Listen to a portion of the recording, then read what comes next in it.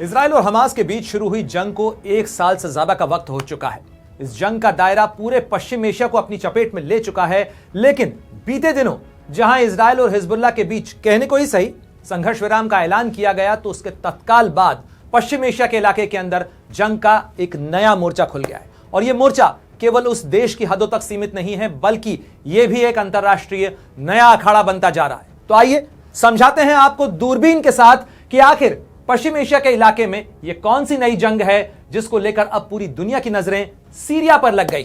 तो चलिए, यह है सीरिया का नक्शा, और सीरिया में इन दिनों कुछ ऐसा हो रहा है जिसको लेकर अचानक हर किसी का ध्यान सीरिया पर गया है। तो सीरिया के इस इलाके के अंदर अचानक एक आतंकवादी संगठन, एक ऐसा संगठन जिसे विद्रोही संगठन कहा जाता है, हयात अल तहरीर अल शाम यानी HTS, उसने इस इलाके के अंदर बढ़ना शुरू किया है और दमास्कस की तरफ उसके जो लड़ाके हैं, उसके जो फौजी हैं, वो बढ़ने की कोशिश कर रहे हैं। सीरिया बीते कई सालों से बटा हुआ है। कुछ इस तरीके से सीरिया नजर आता है, यानी ये जो लाल इलाका आप देख रहे हैं, ये वो इलाका है जो राष्ट्रपति बशर अल असद के कब्जे के अंदर है। लेकिन इसके साथ साथ यहां पर एक बड़ा इलाका है जो कि विद्रोहियों के कब्जे में है। साथ ही ये एक इंटरनेशनल पीस जोन है, क्योंकि इस इलाके के अंदर यहां पर जॉर्डन है और इस तरफ में जो है यहां पर मिस्र है, और मिस्र और जॉर्डन से लगती इन हदों के साथ ही ये जो लाल इलाका आप देख रहे हैं, यहां पर राष्ट्रपति बशर अल असद की कहा जा सकता है उनकी सत्ता या उनका निजाम चलता है। लेकिन सीरिया का एक बड़ा हिस्सा ऐसा भी है जो कि यह आपको अलग अलग कलर्स में नजर आ रहा है। और ये जो आप ग्रीन इलाका देख रहे हैं, ये चूंकि बढ़ रहा है, ये इलाका यही HTS का इलाका कहा जाता है, और यही हयात अल तहरीर शाम, ये वो संगठन है जो कि अपने विद्रोहियों के साथ बशर अल असद को सत्ता से उखाड़ फेंकने के लिए इस तरफ बढ़ रहा है। और साथ ही उसने अपने साथ साथ कई और विद्रोही संगठनों को जोड़ने की कोशिश की है। अब आते हैं उस सवाल के पर कि आखिर इस पर इतनी नजरें क्यों लगी हुई हैं? क्योंकि सीरिया में तो 2013 के बाद से लगातार गृह युद्ध के हालात हैं। बशर अल असद तमाम कोशिश के बावजूद सत्ता से हटाए नहीं जा सके, सत्ता पर वो काबिज हैं। सत्ता पर वो क्यों काबिज हैं? इसके पीछे एक बड़ा फैक्टर अंतरराष्ट्रीय है, यानी बशर अल असद को सत्ता में बनाए रखने के लिए रूस के राष्ट्रपति व्लादिमीर पुतिन के जो फौजी हैं वो भी मदद के लिए मौजूद हैं। इसके अलावा ईरान भी उनकी मदद करता है, और साथ ही यहां पर लगने वाला जो लेबनान है, क्योंकि ये जो पूरा इलाका है लेबनान के साथ ही सीरिया की सीमाएं लगती हैं, इसलिए लेबनान भी मदद करता है बशर अल असद की। और बशर अल असद की इसी कोशिश को, यानी अगर आपको नक्शे के जरिए समझाने की कोशिश करते हैं कि ये जो पूरा इलाका आप देख रहे हैं, इस पूरे इलाके के अंदर यूं तो बहुत लंबे समय से लड़ाई चल रही थी, लेकिन ये जो लंबी लड़ाई है, ये लड़ाई काफी समय से कहा जा सकता है कि यहां पर बहुत दिनों से ये जो टकराव है वो चल रहा है। और इसी टकराव के बीच अब अचानक से जो नजरें लगी हैं वो इस इलाके पर लगी हैं। खासतौर पर इसलिए भी लगी हैं क्योंकि यहां पर सीरिया के इस इलाके के अंदर ये जो राजधानी दमिश्क का इलाका है, यहां से HTS के जो फौजी हैं, HTS के जो लड़ाके हैं, वो बढ़ने की कोशिश कर रहे हैं। और ये HTS जो है वो राष्ट्रपति बशर अल असद को सत्ता से उखाड़ फेंकना चाहता है। और इसके पीछे यहां से आप कह सकते हैं कि कई इलाके जो हैं वो उसने अपने कब्जे के अंदर ले लिए हैं। अगर हम नक्शे पर देखें, नक्शे पर समझें, तो आखिर वो कौन से इलाके हैं जहां पर 26 नवंबर के बाद से लड़ाई बहुत तेज हुई है। तो ये देखिए, ये नक्शा आप देखिए, यहां से ये हम सीरिया में पहुंचे, और सीरिया का ये इलाका, खास तौर पर ये जो इलाका आप देख रहे हैं, यहां से 26 नवंबर के बाद से लड़ाई जो है वो शुरू हुई। और इस 26 नवंबर के बाद मैं आपको जरा नक्शे पर बताता हूं कि ये कौन सा इलाका है। और ये देखिए, ये हम बोर्ड पर समझने की कोशिश करते हैं कि आखिर क्यों इस इलाके के अंदर लड़ाई शुरू हुई। और खासतौर पर ऐसे समय में लड़ाई शुरू हुई है जबकि खास तौर पर हिजबुल्लाह और इजराइल के बीच में संघर्ष विराम का ऐलान किया गया था। लेकिन जैसे ही संघर्ष विराम हुआ, इस इलाके के अंदर लड़ाई भड़क गई। और ये जो इलाका आप देख रहे हैं, ये पूरा जो इलाका है, ये लड़ाई की जद के अंदर है, यानी अलेप्पो, इदलिब, इसके अलावा ये जो हमा है, ये भी इसकी जद के अंदर आया है। और अब HTS के फौजी होमा जो शहर है, बीती रात जिस तरीके से लड़ाई हुई है, इस होम्स की शहर की तरफ बढ़ रहे हैं। और उसके साथ ही यहां से अगर आप देखें तो ये जो पूरा फौजियों का कारवां है, या कहा जाए इन विद्रोहियों का जो कारवां है, ये बढ़ने की कोशिश कर रहा है दमस्कस की तरफ। यानी सारा जो जोर है वो इस दमिश्क की तरफ है। तो सारा जोर यहां पर लगाया जा रहा है, लेकिन यहां से लेबनान का जो हिजबुल्लाह है वो भी मदद करने के लिए ऐलान कर चुका है। जो हिजबुल्लाह के जनरल सेक्रेटरी हैं कासिमी, उनकी तरफ से कहा गया है कि हिजबुल्लाह जो है वो बशर अल असद की मदद करने के लिए आएगा। इसके अलावा कौन कौन और है जो मदद कर रहा है? तो बशर अल असद की मदद के लिए यहां से आप देखें तो ईरान भी जो है वो उसका मददगार है, यानी ईरान मदद करता है बशर अल असद की। इसके अलावा बशर अल असद की मदद करने के लिए आगे आते हैं, यहां से ईरान से मदद मिलती है उसको, और साथ ही उसे मदद मिलती है रूस की। और रूस की मदद कहां मिलती है ये देखिए, ये नक्शा जरा आप समझिए, क्योंकि रूस ने तरतुस का जो नेवल बेस है, जो सीरिया का नेवल बेस है, वहां पर रूसी सैनिकों की मौजूदगी है। इसके अलावा द बसल असद एयरबेस जो है, जो कि लताकिया के पास में है, वहां पर भी आपको देखने को मिलेगी। यानी ये जो इलाका है लताकिया का इलाका, और खास तौर पर ये वही इलाका है जहां पर इस समय सबसे ज्यादा लड़ाई चल रही है, या कहा जा सकता है यहां पर। लेकिन इसके बीच में एक और चीज हुई है, इसीलिए हम कह रहे हैं कि एक नई अंतरराष्ट्रीय जंग का अखाड़ा है, क्योंकि यहां पर है तुर्की, और तुर्की ने भी कुर्दिश लोगों के खिलाफ, जो कुर्दिश आर्मी है उसके खिलाफ अपना एक ऑपरेशन शुरू किया है। और खास तौर पर उसने भी जो एक बड़ा इलाका है वो अपनी जद के अंदर लिया है, खास तौर पर इस इलाके के अंदर। मैं एक और मैप आपको दिखाता हूं, देखिए ये मैप भी बहुत रोचक है, क्योंकि ये जो इलाका है ये तुर्की की जद का इलाका है खास तौर पर, और तुर्की जो है वो इस इलाके को कब्जाना चाहता है। और खास तौर पर ये जो नक्शा है ये बहुत महत्वपूर्ण हो जाता है। ये जो देखिए खास तौर पर इस इलाके को देखिए और समझिए कि ये जो इलाका आप देख रहे हैं ये करीब 30 किलोमीटर का इलाका है, और यहां पर टर्की ने अपने ऑपरेशन शुरू किए हैं। यानी इस समय सीरिया के अंदर रूस की फौजें इस इलाके के अंदर बशर अल असद को मदद करने की कोशिश कर रही हैं।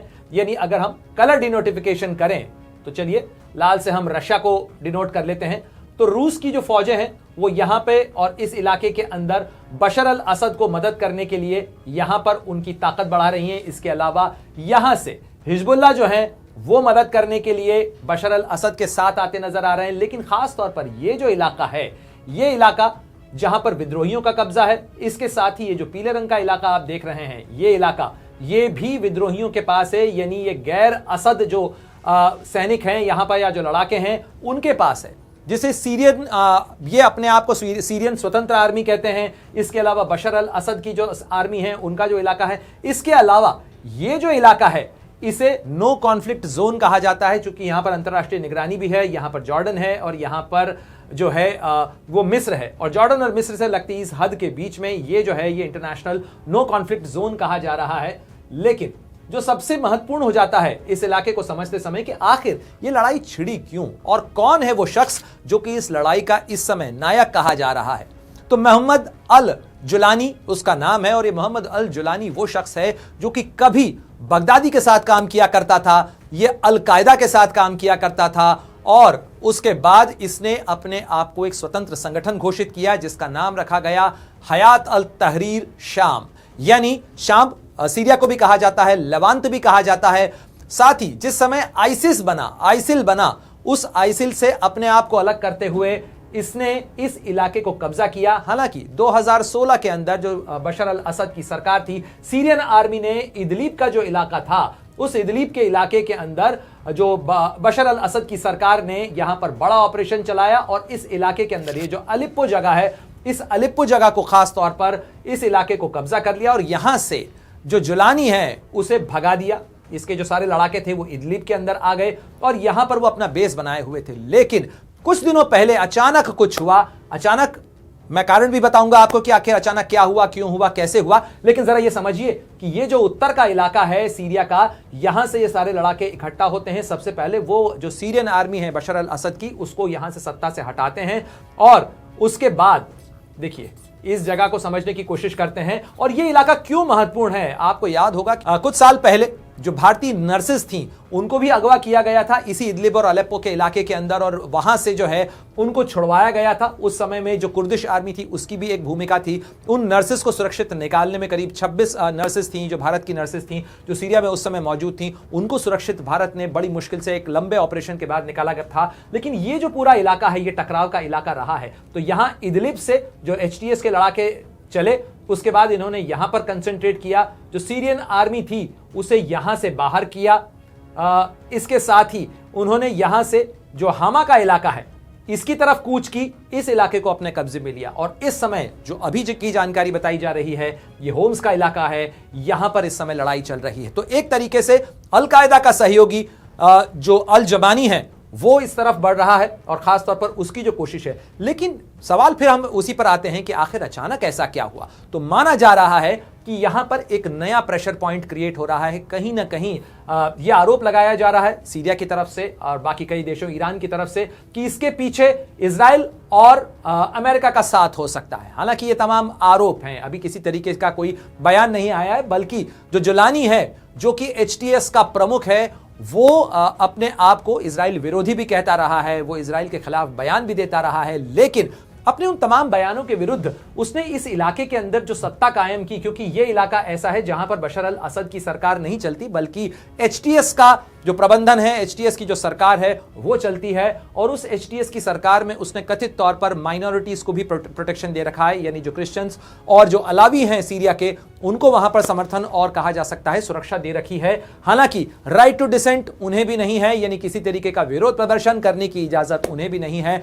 और एचटीएस भी कहता है कि वो शरिया के मुताबिक एक इस्लामिक खिलाफत को स्थापित करना चाहता है सीरिया के पूरे इलाके के अंदर, लेकिन बशर अल असद के वो खिलाफ है। साथ ही अल कायदा का वो सहयोगी रहा है और वो बढ़ने की कोशिश कर रहा है इस समय तेजी से, खासतौर पर दमस्कस का जो इलाका है। और ये सब कुछ ऐसे समय में हो रहा है जब नया प्रेशर पॉइंट क्रिएट हो रहा है, खासतौर पर हिजबुल्लाह के खिलाफ इजराइल ने जिस तरीके से संघर्ष विराम का ऐलान किया, उस संघर्ष विराम के बाद में माना जा रहा था कि यहां पर शांति हो सकती है। लेकिन हिजबुल्लाह को एक तरीके से एक नया मोर्चा हिजबुल्लाह पर प्रेशर का खुला है, क्योंकि हिजबुल्लाह यदि मदद के लिए यहां पर आता है तो उसका एक नया टकराव होता है, उसकी ताकत कमजोर होती है। साथ ही ताकत कमजोर होती है रूस की, क्योंकि रूस जहां एक तरफ यूक्रेन पर अपना ऑफेंसिव तेजी से बढ़ाने की कोशिश कर रहा है, वहीं दूसरी तरफ अगर बशर अल असद को बचाने के लिए उसे अपनी सैनिक ताकत यहां बढ़ानी पड़ती है, अगर यहां पर जोर बढ़ाना पड़ता है तो भी रूस की ताकत को कमजोरी हो सकती है, रूस के लिए मुश्किलें हो सकती हैं। तो कहीं ना कहीं ये माना जा रहा है कि अभी अचानक एचटीएस को एक तरीके से एक ट्रिगर मिला है, जिस ट्रिगर के बाद में उसके जो फौजी हैं वो इस इलाके के अंदर बढ़ने की कोशिश कर रहे हैं। साथ ही चूंकि इस समय में टकराव का एक मोर्चा खुला हुआ है, इसीलिए बताया जा रहा है कि टर्की जो है वो भी एक ऑपरेशन चला रहा है। और टर्की का जो ऑपरेशन है वो इस पूरे इलाके के अंदर चल रहा है जहां पर कुर्दों का इलाका कहा जाता है। और इस समय में जो कुर्दिश नेशनल आर्मी है उसके खिलाफ, जो कुर्दिश विद्रोही हैं उनके खिलाफ, ये गाजियानतेप का इलाका है जहां पिछले साल बड़ा भीषण भूकंप आया था। लेकिन इस भूषण आदियान और गाजियानतेप के जो इलाका है, अब भूकंप के बाद वहां पे पुनर्निर्माण तो चल रहा है, लेकिन इस समय एक रणनीतिक भूकंप कहा जा सकता है कि इस इलाके के अंदर आ रहा है, क्योंकि यहां पर मल्टीपल प्रेशर पॉइंट बनते हुए नजर आ रहे हैं। मल्टीपल प्रेशर पॉइंट्स इसलिए कहा जा रहा है इसे, क्योंकि एक तरफ से टर्किश आर्मी ऑपरेशन चला रही है, दूसरी तरफ जो सीरियन आर्मी है वो ऑपरेशन चला रही है। यहां पर सीरियन आर्मी को खदेड़ने की कोशिश हो रही है, ये तो तमाम जो विद्रोही फोर्सेस हैं। इसके अलावा एचटीएस के साथ साथ जो दूसरी फोर्सेस हैं वो भी कोशिश कर रही हैं कि वो यहां पर साथ आ सकें, यानी इस पूरे इलाके से यदि यहां पर एक एक्सिस बनता है, यदि यहां पर एक एक्सिस बनता है तो ये इलाका खास तौर पर यहां पर इस दबाव में आ सकता है। खास तौर पर अगर देखा जाए तो यदि यहां से ये एक्सिस बन जाता है तो ये इलाका कट सकता है। साथ ही यहां पर प्रेशर बन सकता है दमस्कस पे, यानी बशर अल असद जहां पर राष्ट्रपति हैं उनका जो गढ़ है वहां पर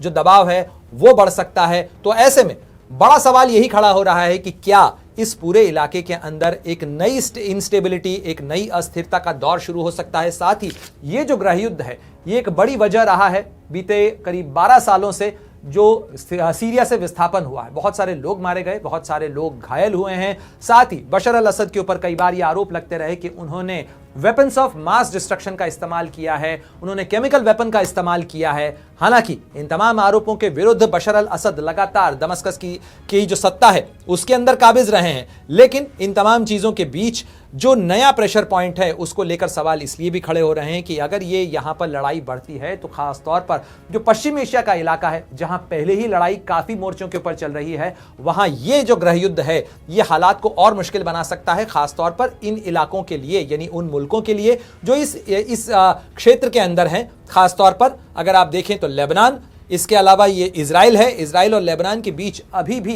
हिजबुल्लाह की तरफ से यह आरोप लगाया जा रहा है कि इजराइल ने संघर्ष विराम का उल्लंघन किया है। इजराइल लगातार कह रहा है कि हिजबुल्लाह संघर्ष विराम का उल्लंघन कर रहा है क्योंकि उसे लताकी नदी के उत्तर की तरफ जाना था, दक्षिण के अंदर अगर उसके फौजी, अगर उसके लड़ाके, अगर उसका फौजी सामान या उसका जो असलहा है, गोला बारूद है, वो पाया जाता है तो फिर इजराइल जरूर कार्रवाई करेगा। और लगातार संघर्ष विराम के ऐलान के बावजूद लेबनान के साथ लगने वाला ये जो बॉर्डर है वहां पर लगातार टकराव और तनाव जो है वो बरकरार है। तो ऐसे में ये जो जिसकी हम बात कर रहे हैं कि ये जो प्रेशर पॉइंट्स हैं, ये जो लड़ाई है, ये इस इलाके के अंदर बढ़ रही है। यानी अगर आप पश्चिम एशिया का पूरा मैप देखें तो इस मैप के अंदर आपको यह अच्छे से समझ में आएगा कि ये जो लड़ाई है, ये जो युद्ध है, ये जो टकराव है, ये कितना भीषण और कितना गहराता हुआ जा रहा है इस पूरे इलाके के अंदर। क्योंकि आप देखिए, एक साल से इजराइल के अंदर लड़ाई चल रही है, इजराइल और हमास की, क्योंकि ये गाजा पट्टी का इलाका है, यहां पर तनाव चल रहा था। इसके अलावा जब 7 अक्टूबर 2023 को हमास के लड़ाकों ने यहां पर आक्रमण किया, हमला किया, उसके बाद इजराइल की तरफ से जवाबी ऑपरेशन शुरू किया गया, तो उसके बाद यहां से हिजबुल्लाह ने इजराइल के ऊपर हमलों की शुरुआत की। इसके साथ साथ इस पूरे इलाके के अंदर जो कहा जा सकता है कि जो शिया लड़ाके हैं वो कोशिश कर रहे हैं। इसके अलावा जो इराक का इलाका है, यहां से भी उन्हें समर्थन मिल रहा है। जो हजदल शाबी है, जो समूह है, जो वो भी समर्थन दे रहा है। और इसके साथ साथ यहां पर इजराइल को घेरने की कोशिश करता हुआ कहीं ना कहीं यहां यमन भी नजर आ रहा है। और यमन की तरफ से भी जो लड़ाके हैं वो लगातार जो है वो हूथी जो लड़ाके हैं वो हमला करते रहते हैं इजराइल के ऊपर। यानी अगर आप लड़ाई का नक्शा देखें तो इसकी जद के अंदर आप देखिए कितने इलाके आ चुके हैं। इजराइल के अंदर लड़ाई चल रही है, लेबनान के अंदर टकराव चल रहा है, सीरिया के अंदर लड़ाई चल रही है। इसके अलावा इराक का बहुत बड़ा इलाका लंबे समय से अस्थिरता के दौर से गुजर रहा है, खासतौर पर अमेरिका के ऑपरेशन के बाद से। साथ ही यहां पर अब जो ये लड़ाई है, यानी इजराइल का ये जो टकराव है, उसकी जद के अंदर ईरान भी आ चुका है, क्योंकि ईरान और इजराइल के बीच में दोनों देशों ने एक दूसरे के ऊपर मिसाइलें दागी हैं, साथ ही एक दूसरे के ऊपर बम दागे हैं। तो ऐसे में जो तनाव का दायरा है वो इतने बड़े इलाके के अंदर फैल चुका है। और ऐसे में जो सबसे बड़ा खतरा है, और खासतौर पर ऐसा खतरा जिसको लेकर भारत की चिंताएं भी हैं, वो है खासतौर पर इस इलाके को लेकर और इस इलाके को लेकर, और साथ ही इस पूरे बड़े इलाके को लेकर। और मैं इसका महत्व आपको जल्दी से जरा समझा देता हूं कि आखिर क्यों ये इलाका भारत के लिए भी बहुत महत्वपूर्ण है। क्योंकि इस इलाके में, सीरिया के अंदर अब भारतीय उस संख्या के अंदर नहीं है। खासतौर पर जिस तरीके से 2011-12 में जो अरब स्प्रिंग हुआ था, उसके बाद वहां जो गृह युद्ध की स्थिति शुरू हुई, उसके बाद से भारतीय जो है वो बड़ी संख्या में वहां से निकल चुके हैं। लेकिन ये जो इलाका है, इस इलाके के अंदर कुवैत हो, चाहे बहरीन हो, चाहे संयुक्त अरब अमीरात हो, ओमान हो, सऊदी अरेबिया हो, यहां पर बड़ी संख्या में भारतीय हैं। और अगर दुनिया में कहीं भी भारतीय प्रवासियों की सबसे बड़ी संख्या रहती है तो वो इसी इलाके के अंदर रहती है। इसलिए भारत के लिए ये इलाका महत्वपूर्ण है। अगर यहां पर तनाव की आग बढ़ती है तो भारत के लिए चिंताएं हैं। इसके अलावा ये चाबार का इलाका है जहां पर भारत का पोर्ट है, जो बंदर अब्बास का जो पोर्ट है, जो भारत की तरफ से विकसित किया गया, ये चाबार पोर्ट है। इसलिए इस इलाके के अंदर, पर्शियन गल्फ के अंदर यदि लड़ाई होती है, यहां पर कोई टकराव होता है, तनाव होता है, तो भारत की चिंताएं हैं। भारत के साथ ईरान के कारोबारी और सांस्कृतिक संबंध भी रहे हैं, इसलिए भी भारत की कुछ चिंताएं हो सकती हैं। ईरान के अंदर भी भारतीयों की एक संख्या रहती है जो वहां कामकाज के सिलसिले में है। इसके अलावा ये जो दोनों इलाके आप देख रहे हैं ना, यानी अगर हम इसे नक्शे पर डिनोट करें तो ये दोनों इलाके बहुत महत्वपूर्ण हैं।